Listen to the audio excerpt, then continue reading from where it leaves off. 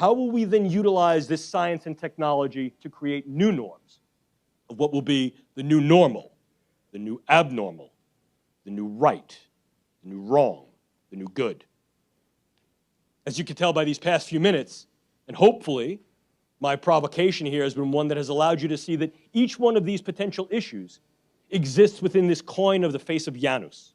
Oh yeah, look, we can utilize neuroscience and neurotechnology to strive for tremendously utopian aspirations of equality, of relativity, of relationality, of eradicating disease and mitigating illness, of making better the human condition and decreasing the human predicament. But at the same time, the exact same issues, questions, potentials, turn the coin over and then raise the possibility of dystopian anxieties.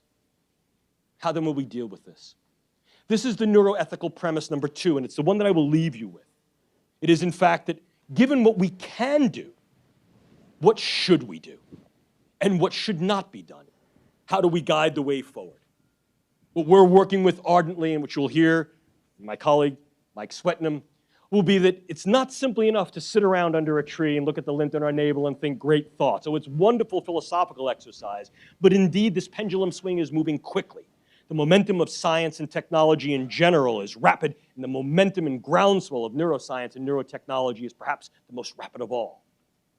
I argue that we must mind our Q's and P's. These questions of neuroethics require pragmatic analyses of what can really be done and what cannot be done. What are the capabilities and real limitations, not being augmentative or extrapolative, but being real about what we can do, both in terms of our science and tech and what we can do in terms of handling it in our various societies.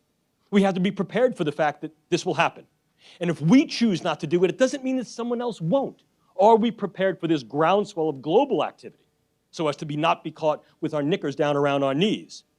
It's going to take multidisciplinary personnel, not only scientists, engineers, medical types, but philosophers, ethicists, lawyers, artists, storytellers, narratives in a public as well, to be conjoined in this discourse that becomes ever more dialectic. I've argued that we need to be a bit pessimistic through a sense of skepticism. Things could go wrong. Are we ready? How can we mitigate those things that go wrong, and not simply by adopting a mere precautionary process or stance any longer? It won't work. The momentum and pace of neuroscience and technology won't allow us to simply say, let's stop. Because moreover, if we just stop, very likely that someone else won't.